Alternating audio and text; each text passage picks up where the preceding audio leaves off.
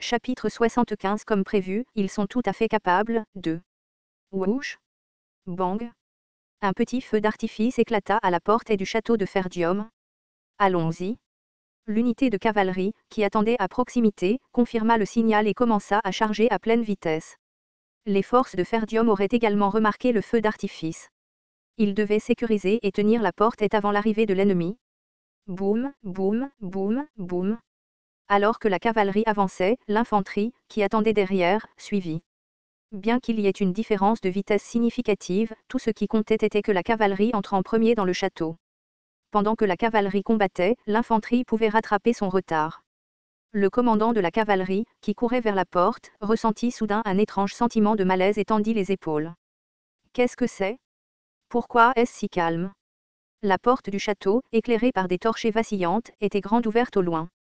Cependant, il n'y avait aucun signe de combat près de la porte.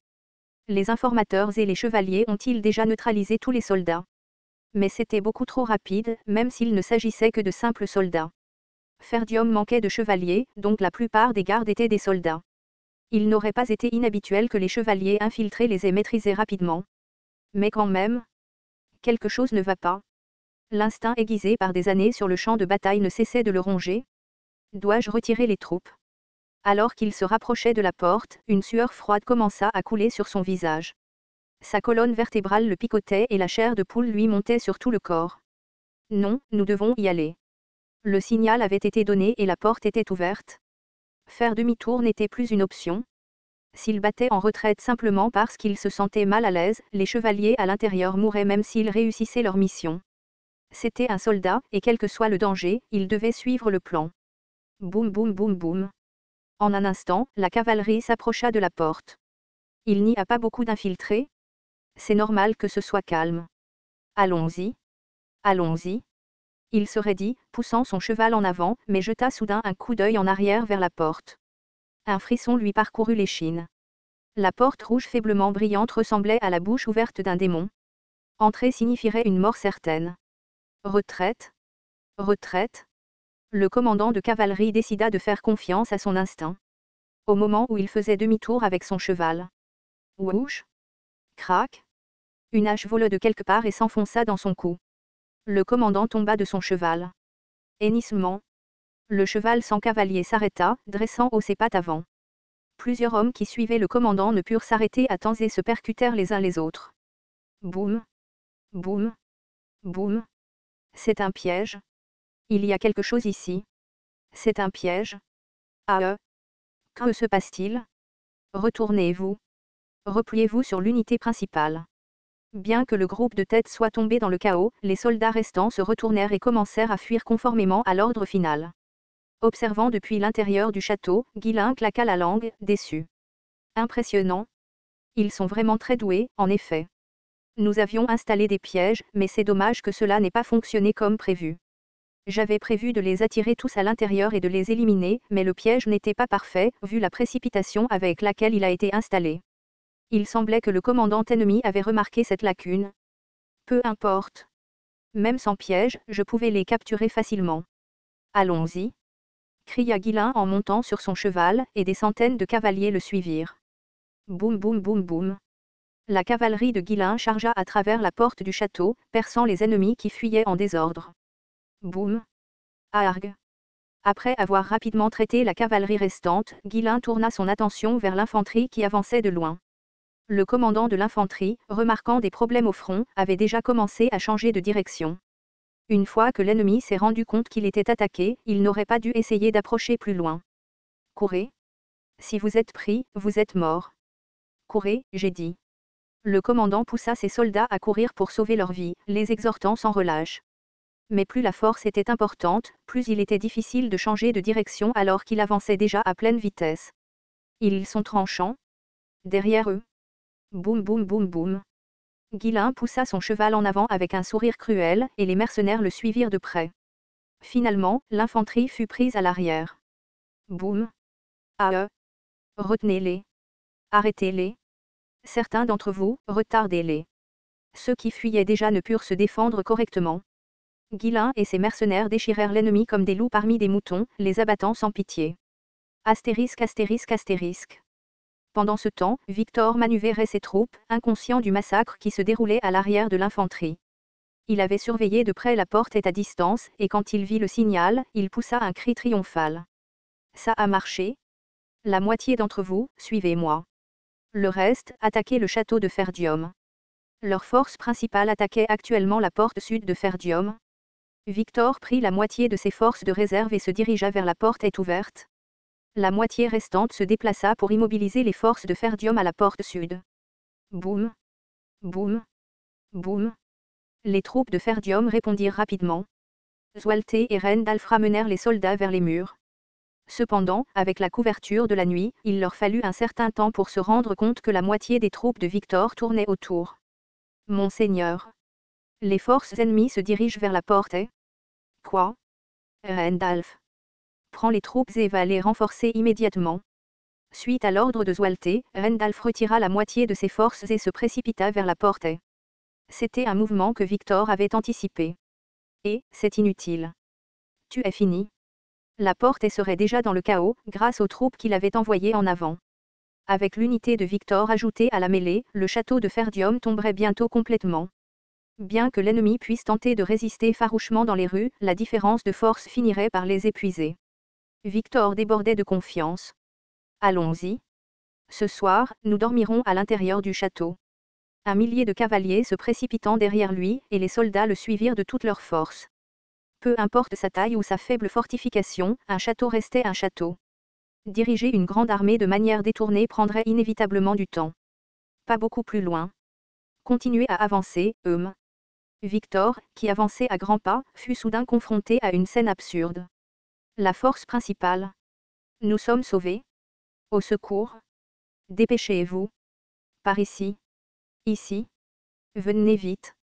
Au loin, ses soldats couraient vers lui, leur formation complètement désorganisée. Victor les regardait d'un air vide, hébété. Il ne pouvait donner aucun ordre car il ne comprenait pas ce qui se passait. Tout le monde, reculez. Reculez.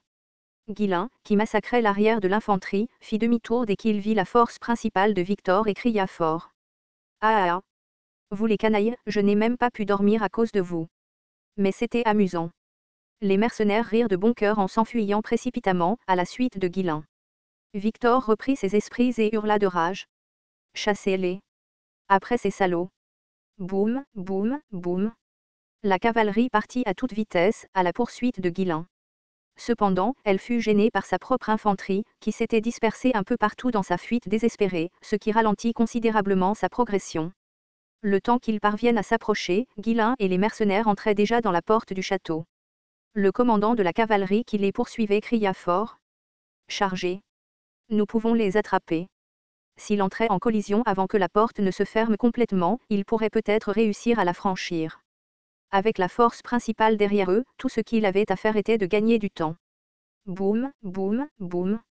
La cavalerie mit toute sa force dans sa charge, et les mercenaires se précipitèrent dans le château. Et, bande de pisse. Bougez. Dépêchez-vous et entrez. Ils sont juste derrière nous. Laissez-moi entrer en premier. Dans leur panique, ils se bousculèrent et se heurtèrent les uns aux autres alors qu'ils essayaient de franchir la porte. Hurlements. Les mercenaires ont à peine réussi à entrer que la porte du château commença à se fermer. La cavalerie de Victor s'est baissée et a levé ses lances. Encore un peu. C'était serré, mais il semblait qu'il y arriverait avant que la herse ne tombe. Nous allons percer. Au moment où la cavalerie de tête atteignait les environs de la porte. Chut. Une immense pluie de flèches s'abattit des murs du château. Tac, tchac, tchac. Waag. La cavalerie tomba sous le coup du torrent de flèches. Bang. Bang. Les soldats qui suivaient ne purent ralentir à temps et s'écrasèrent sur les morts, s'effondrant au sol. Scaovan cria avec enthousiasme du haut des murs. Feu. Continuez à tirer. Tirez. Ne vous arrêtez pas.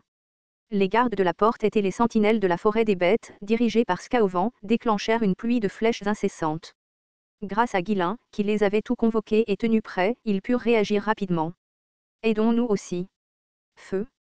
Rendalf et ses troupes, arrivés juste derrière, commencèrent également à fournir des tirs de soutien. Boum. Pendant ce temps, la porte se referma complètement et la herse s'abaissa. À ce stade, sans chevalier expert en manipulation de mana, il serait impossible de percer rapidement. La cavalerie restante n'eut d'autre choix que de faire demi-tour et de se retirer vers la force principale. En voyant la cavalerie vaincue revenir, Victor bouillonna de rage. « Argue! Vous êtes des bâtards !» Il avait été pris au piège par son propre plan. Pour couronner le tout, son contact était devenu silencieux. En comptant la cavalerie et l'infanterie qu'il avait postée, les pertes dépassèrent les 300 hommes. Comme des vêtements trempés par une bruine constante, les dégâts s'étaient progressivement accumulés. Retournons en arrière. Enfin, il retourna à son camp. Les acclamations de victoire résonnèrent une fois de plus dans tout Ferdium. Victor serra les dents en écoutant le son. Rendalf, se frayant un chemin à travers les soldats de Ferdium exaltés, s'approcha précipitamment de Guilain. « Jeune seigneur, qu'est-ce que c'est? Comment as-tu réussi à les arrêter ?» Il s'était précipité après avoir entendu que la porte était en péril, pour ne trouver qu'un tas de cadavres ennemis à son arrivée. En plus de cela, les ennemis qui avançaient s'étaient tout retirés. Rendalf ne pouvait pas comprendre quel genre de magie avait été utilisé pour y parvenir avec un si petit nombre de personnes. Ce n'était rien de spécial. L'ennemi a essayé d'utiliser son intelligence, mais cela n'a pas fonctionné sur moi. Guilain expliqua brièvement le plan de Victor et les chevaliers capturés. Rendalf le regarda, déconcerté. Ah, encore avec ça. Une fois, c'était une coïncidence. Mais une telle coïncidence pouvait-elle se produire 2 fois? Le Guilain que Rendalf connaissait n'était certainement pas quelqu'un capable de découvrir les stratagèmes de l'ennemi. En fait, il avait toujours été plus ignorant que Rendalf, ne se fiant jamais à son cerveau. Il semble que le jeune seigneur ait un peu changé. Jusqu'à récemment, Rendalf pouvait à peine supporter la vue de Guilain. Il y avait même eu des moments où il avait envie de lui faire entendre raison. Mais voir Guilain prendre les choses en main chaque fois que Ferdium était en danger avait commencé à lui faire oublier ses sentiments. Gêné, Rendalf sortit précipitamment et alla rapporter la situation à Zwealté. Rara, donc Guilain a réussi à les repousser avec ses quelques hommes. Pas étonnant que Guilain et les mercenaires n'aient été vus nulle part, ils devaient s'être dirigés vers la porte et en avance. C'est un soulagement. Vraiment, un soulagement. La bataille précédente, où Guilain avait tendu une embuscade à l'unité de ravitaillement, aurait pu être gagnée par instinct, mais cela nécessitait de réelles connaissances stratégiques et tactiques. Penser à la façon dont la guerre aurait pu se dérouler sans Guilain faisait frémir Zwealté. Si les choses s'étaient passées différemment, ils auraient pu être écrasés dès le premier affrontement. En réfléchissant à la façon dont son fils difficile semblait avoir grandi au cours de cette guerre, Zwealté ressentit une vague d'émotion profonde. Désormais, Guilain était un commandant indispensable pour le domaine. Pour avoir découvert le plan de l'ennemi et l'avoir retourné contre lui. Est-ce qu'il a étudié la stratégie pendant tout ce temps? Rara, il semble que j'ai bien fait de le confier aux soins de Bolinde. Rendalf coupa Zwealté d'un air sérieux. Étudier? Le jeune seigneur? Pas question. Il est aussi ignorant qu'on puisse l'être. Je parie qu'il est encore moins instruit que moi. Les lèvres de Zwealté se tordirent à cela. Peu importe à quel point un fils peut être gênant, il n'était jamais agréable d'entendre quelqu'un l'insulter. Et être comparé à Rendalf, de toutes les personnes. Rendalf, remarquant l'expression de Zwealté, se gratta la tête d'un air penaud, ressentant un embarras tardif. Zwealté gloussa et fit un signe de la main. Eh bien, il a toujours fait les choses à sa façon, alors il a dû trouver une méthode qui lui convient. Va te reposer. Laisse les soldats se reposer aussi. Zwealté décida de laisser ces questions de côté pour une autre fois et se concentra sur la réorganisation des troupes. Ils avaient besoin de tout le repos possible pour résister aux batailles du lendemain. Astérisque astérisque astérisque. Pendant que Rendalf faisait son rapport à Zwealté, Guilain congédia les mercenaires et partit seul quelque part. Un sourire sinistre jouait sur ses lèvres. Victor? Alors tu es là.